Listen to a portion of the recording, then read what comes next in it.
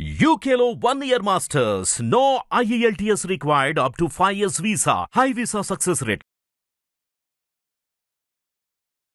జయమాలిని గారు చేసిన డాన్సులు గాని ఆవిడ నెంబర్స్ అన్ని మీకు తెలిసినవే. క్లబ్ డాన్సులు గాని కొన్ని బోల్డ్ డాన్సులు గట్ట ఆవిడ చేశారు. బట్ ఆవిడ గురించి ఒకసారి నరసింహరాజు గారు చెప్పాడు. అందరూ షాక్ అయ్యారు ఆ స్టేట్మెంట్ విని.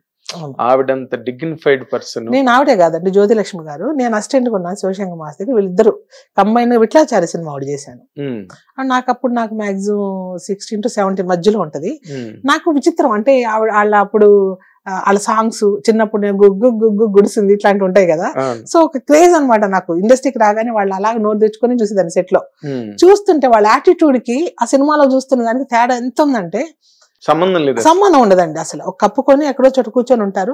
ఎంత అంటే అలా ఇలా కూడా ఉంటుందా ఇండస్ట్రీ అన్నట్టుగా ఉంటారు వాళ్ళిద్దరు. మళ్ళా వచ్చారంటే డ్రెస్ అలా ఎప్పదీస్తే అసలు డాన్స్ ఎరగదీస్తారు. పక్కన ఆడితో కూడా మాట్లాడు. వాళ్ళ మూమెంట్స్ లైట్ చేసే వాళ్ళతో కానీ డైరెక్టర్ తో కానీ వాళ్ళ పేర్లు కూడా వాళ్ళకి తెలియదు. వస్తారు వాళ్ళ అమ్మతో మాట్లాడుకుంటారు, డైరెక్ట్లు డేట్స్ ఇస్తారు, సాంగ్ వస్తారు, చేస్తారు, వెళ్ళిపోతారు. అంతేగాని ఎవ్వరు వాళ్ళ మీద నేను నిజంగా ఎలాంటి వాళ్ళు ఉన్నారనేది మీకు తెలియదు. ఇంతమంది ఉన్నారు. అప్పుడు ఐటమ్ సాంగ్ లో వాళ్ళు చేసేది. జనానికి ఏంటి మాస్, వాళ్ళంటే మాస్ అన్నిటికీ పడిపోతారేమో అన్నట్టుంటారు. ఏం కాదు, వాళ్ళతో వృత్తిగా పెట్టుకున్నారు. వాళ్ళు పని చేసి వెళ్ళిపోతారు అంతే, డబ్బులు తీసుకుని. గ్రేట్ అండి, గ్రేట్. వాళ్ళంతా లెజెండ్ సోలో డాన్సర్స్ వాళ్ళందరూ. ఎగ్జాక్ట్లీ. వాళ్ళు లేని సినిమాలు లేవు కదా. లేదు, వాళ్ళు ఉంటేనే బిజినెస్ అవుతున్నాయి. బిజినెస్ కూడా జ్యోతిలక్ష్మి గారి సాంగ్, జయమాలిని సాంగ్ కంపల్సరీ ముందే ఉంటుంది సినిమా బిగినింగ్ లోనే. ఇప్పుడు నార్మల్ గా నేను కూడా చాలా లాంగర్ స్పాన్ ఉన్నానండి ఫిల్మ్ ఇండస్ట్రీలో. బట్ మనం మెడ్రాస్ లో ఉన్న రోజుల్లో కానీ లేకపోతే మెడ్రాస్ నుంచి హైదరాబాద్ షిఫ్ట్ అవుతున్న రోజుల్లో కానీ ఇలాంటి వాతావరణం ఎప్పుడూ లేదు. అంటే ఎలిగేషన్స్ రావడం, ఎవరో హెరాస్ చేస్తున్నారు, సెక్షువల్ హెరాస్మెంట్ కి గురి చేస్తున్నారు అని ఇలాంటి న్యూస్లు రావడం కానీ ఇలాంటివి ఏ రోజున ఆ వాతావరణం అన్నది మనకి తెలుగు ఇండస్ట్రీలో ఎప్పుడు లేదు. బట్ ఈ మధ్య బాగా ఎక్కువైంది. అదండి ఇప్పుడు ఈ మధ్య ఉంది. దిశా చేదో అంటారు కదా, మొన్న ఇక్కడ కలకత్తా ఇది కానీ కొన్ని జరుగుతున్నాయి కదా. సో అది ఆ సిచ్యువేషన్ వేరే. దాన్ని బాగా మీడియా హైలైట్ చేస్తే అప్పుడు మీడియా లేదు. ఇప్పుడు మీడియా చాలా చాలా పెద్ద సర్కిల్ అనమాట. పెద్ద సర్కిల్ అది. చిన్నగా ఎవరన్నా గాలి వదిలినా కూడా ఈ రోజు రేపు పొద్దున పేపర్లు వచ్చేస్తుంది. తుమ్మాడు ఫంక్షన్ అంటే కూడా అదొక పెద్ద ఇష్యూగా మాట్లాడతారు. అప్పుడు అది లేదు అసలు. కెమెరానే మాకు ఒక మానిటర్ ఉంటది. ఇప్పుడు కెమెరా మనం ఏం షూట్ చేస్తున్నాం అనేది కూడా ఆ రోజుల్లో కెమెరామెన్ కి నాకు తప్ప, డైరెక్టర్ కి తప్ప ఇంకెవరికి తెలియదు ఏం జరుగుతుందని. మీ సినిమా చూస్తే తప్ప అది ఎందులో ఏం వచ్చింది బొమ్మడిని తెలియదు. ఈ రోజు ఒక మానిటర్ పెట్టుకొని ప్రతి ఒక్కరు వెనక లైట్ బాయ్ కూడా చెప్తుంటాడు, అక్కడ చూడండి ఇక్కడ చూడండి అని చెప్తుంటాడు. సో అంటే అంత ఓపెన్ అయిపోయింది. అంటే టెక్నాలజీ పెరగడం ఒకటి, దానికి తోడు మీడియా కూడా ఇలాగ డెవలప్ అవడంతో ఆ విషయం అలా. అంతకుముందు కూడా ఇలాంటివి జరుగుంటాయి, మనకు బయటికి రాలి అంతే. అదేలేండి, బయటికి రాల మీడియా లేక. అదే మీరు ఇందాక చెప్తున్నారు కదా, సలీం మాస్టర్ కూడా ఆయనకు కూడా కొంచెం నోటరీస్ నేమ్ ఉండేది ఇలాంటి కానీ. బట్ అది ఇప్పుడు లేటెస్ట్ మోడర్న్ డేస్ లో అంతా కూడా కల్చర్ పెరిగింది బాగా. సినిమా ఇండస్ట్రీ కూడా అప్పుడు వేరే అండి. అప్పుడన్నా ఏదైనా చెప్పడానికి ఒక ఛాన్స్ ఉంది. ఇప్పుడంతా ఎడ్యుకేటెడ్స్, అందరు చదువుకున్న వాళ్ళే. అవును, ఇప్పుడు చదువుకున్న వాళ్ళు ఎవరు రావట్లేదు. అందరు చదువుకొని ఏ ఇంజనీర్ లో ఏదో ఎక్కడో వెళ్ళి యూఎస్ లో కూడా పని చేసి వచ్చిన వాళ్ళందరూ ఇప్పుడు డైరెక్టర్లు. సో వాళ్ళందరికి అంత చీప్ మెంటాలిటీస్ ఎవరికి లేదు ఇక్కడ. హీరోయిన్ వాళ్ళు ఏంటి, వాళ్ళకి కావాల్సిన ప్రాజెక్ట్ అద్భుతంగా రావాలి, దానికోసం ఎన్ని కోట్లైనా ఖర్చు పెడతారు, ఖర్చు పెట్టిస్తారు ప్రొడ్యూసర్ తో. సో ఈ మైండ్ సెట్ లో ఉన్నారు. ఇప్పుడు వాళ్ళకి కావాలనుకుంటే వీళ్ళే దొరుకుతారు, 100 మంది దొరుకుతారు. చెప్తా నేను పచ్చిగా చెప్పాలంటే ఇంతే. దీనికి వాళ్ళంత కక్కుర్తి పడే వాళ్ళు ఎవరు లేదు ఇప్పుడు. పైగా జానీ మాస్టర్ కూడా మీరు అన్నట్టుగా ఇప్పుడు తను నేషనల్ అవార్డు విన్నర్ పక్కన. ఇంకోటండి, అబ్బాయి ఎందుకు నేను అబ్బాయి గురించి నేను పాజిటివ్ గా చెప్పానంటే ఒక చిన్న మాట. ఎవరు తప్పు చేసినా శిక్షించండి, తప్పు నేను కాదని చెప్పను. తప్పు అయితే ఎవరినైనా శిక్షించవచ్చు. కానీ ఆ అబ్బాయి కొన్ని సోషల్లో కూడా ఏమంటారు, ఎవరికైనా దానం చేయడం కానీ చాలా విషయాలు నేను చూశాను. కష్టపడే వాళ్ళకి లక్షల్లో ఇచ్చినోడు కూడా ఉన్నాడు అబ్బాయి. మనం 10,000 తీయడానికి ఆలోచిస్తాము, అబ్బాయి ఆలోచించకుండా ఆపరేషన్ కానీ దానికని అబ్బాయికి వచ్చే సంపాదన అంతా ఇలాగే స్ప్రెడ్ చేస్తుంటాడు. అది నా కళతో చూశాను.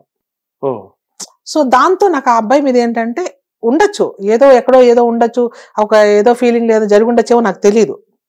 జరిగితే మీరు శిక్షించండి, తప్పలేదు. కానీ ఏం జరిగిందో తెలుసుకోకుండా మీడియా దాన్ని బాగా వేరే విధంగా స్ప్రెడ్ చేస్తుందని నాకు డౌట్ వస్తుంది అంతే. Okay okay.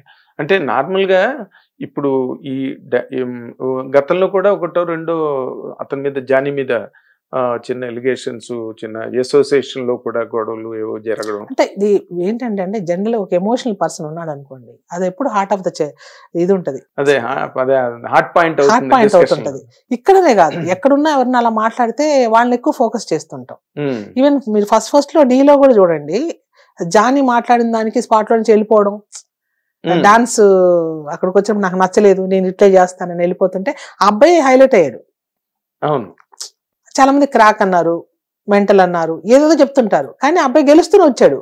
అవును, ఎప్పుడు విన్నింగ్ స్ప్రీ ఉన్నాడు. ఇప్పుడు ఒక స్టేజ్కి వచ్చినప్పుడు ఆ స్టేజ్ ని ఎవరో ఏదో జరిగిపోతున్నట్టుగా ఒక చిన్న ఫీలింగ్ తో వాళ్ళు ఇప్పుడు ఎక్కడికో వెళ్ళిపోయారంటే మరి భయపడి వెళ్ళారా, లేకపోతే ఒక స్టేజ్ చూసిన ఒక వ్యక్తి నెగిటివ్ ఒక 10 ఫోన్లు వస్తే తట్టుకోలేదు కదా. ఇప్పుడు వైఫ్ అండ్ హస్బెండ్ కనిపించట్లేదని అదే అంటే ఎందుకు వెళ్తున్నారు వాళ్ళు నాకు అర్థం కాల. మేబీ చాలా మంది భయపడి వెళ్ళిపోయారంటారు, భయపడి వెళ్ళారు, లేకపోతే ప్రెస్టేజ్, కొంతమంది ఇలాంటి వాళ్ళు ఇంకొక యాంగిల్ కూడా తట్టుకోలేక వెళ్ళిపోతుంటారు. ఏం జరిగిందో మనకు తెలియదు, తెలుసుకుంటే బాగుంటది అంతే. అదేలేండి, అంటే ఛాంబర్ కూడా సీరియస్ గా దృష్టి పెట్టిందండి దీని మీద. పెడితే సంతోషం అండి, కరెక్ట్ గా తెలుసుకోవాలి, ఎందుకంటే చరిత్ర తెలుసుకోవాలి, ఏం జరిగింది అన్నది చరిత్ర తెలుసుకోవాలి. ఇంతకుముందు ఎన్నేళ్ళుగా పనిచేస్తున్నారు, ఒకే చోట పనిచేస్తున్న వ్యక్తులు 4-5 ఏళ్ళ తర్వాత ఉన్నట్టుండి ఒక రోజు ఇంత రభస జరగదు కదా అన్నది ఒకసారి ఆలోచించాలి. అదే మరి, అంటే ఇప్పుడు నార్మల్ గానండి సొసైటీలో ఏం జరుగుతుంది, ఒక ఆడపిల్ల వెళ్ళి కంప్లైంట్ చేయించింది అనుకోండి, నన్ను పలానా వ్యక్తి వేధిస్తున్నాడు, లేకపోతే నా చేయి పట్టుకున్నాడు అని మామూలుగా చిన్న మాట అన్నా కూడా జెంట్ ని సాధారణంగా ఏ సొసైటీలో ఎవ్వరూ నమ్మరు. ఆడపిల్ల వాదన మంచి ఉంది, చెడు ఉందండి. జెంట్స్ లో నెగిటివ్ పాయింట్స్ ఉన్న వాళ్ళు చాలా మంది ఉన్నారు. పాజిటివ్ గా థింక్ చేసి అందరూ ఒక చెల్లిలో ఎవరు చూసినట్టు చూస్తారు. మన ఎదుటి మనిషి చూపులను బట్టి మన తేడా ఉంటది మనకి. ఇప్పుడు నేనున్నానండి, మీతో మాట్లాడుతూ చిన్నగా మీరేదో ఒక యాంగిల్లో నన్ను ఆలోచిస్తున్నారు, నేను ఊరికే సిగ్గుపడుతూ 2 గోళ్ళు గెలుకుంటూ మిసైజ్ చూసినప్పుడు మీకు ఏమనిపిస్తుంది, ఏదో ట్రై చేస్తే బాగుంటది అనిపిస్తుంది. ఇప్పుడు వాళ్ళు నెగిటివ్ అయిపోతారు, ఎగ్జాక్ట్లీ ఈ అమ్మాయి మంచిది అయిపోతుంది. రెచ్చగొట్టేది వీళ్ళు అన్నప్పుడు వాళ్ళు ఎందుకు నెగిటివ్ చేస్తారు నాకు అర్థం కాదు. కరెక్ట్ కదా. సో ఇలాంటి పాయింట్స్ నాకు ఎందుకు అనిపిస్తుంది అంటే, సినిమాలో చాలా మంది జీవితాలు చూసాను నేను, మనకు నచ్చని విషయాలు ఏది కూడా ఇక్కడ జరగదండి ఇండస్ట్రీలో. మరి జరుగుతుందంటే మనకు ఎక్కడో చోట మనకి ఇంట్రెస్ట్ చూపిస్తే జరుగుతుంది. మరి ఇంట్రెస్ట్ అంటే అందరికి $1 మిలియన్ క్వశ్చన్ ఏంటంటే, నిన్నటి నుంచి కూడా చాలా ఒక 6-7 ఏళ్ళు దగ్గర ఎక్కడ నేను చెప్పింది ఇప్పుడు కలిసి ట్రావెల్ అవుతూ వర్క్ చేస్తూ వర్కింగ్ టుగెదర్. కొన్ని వాళ్ళిద్దరూ సౌత్ పోల్ నార్త్ పోల్ లాగా ఉన్నారు, లేకపోతే ఒకరికి ఎవరి సినిమాలు వాళ్ళు చేసుకుంటున్నారు అన్నట్టు కాదు. ఒకే చోట పని చేస్తున్నారు, కలిసి పని చేస్తున్నారు.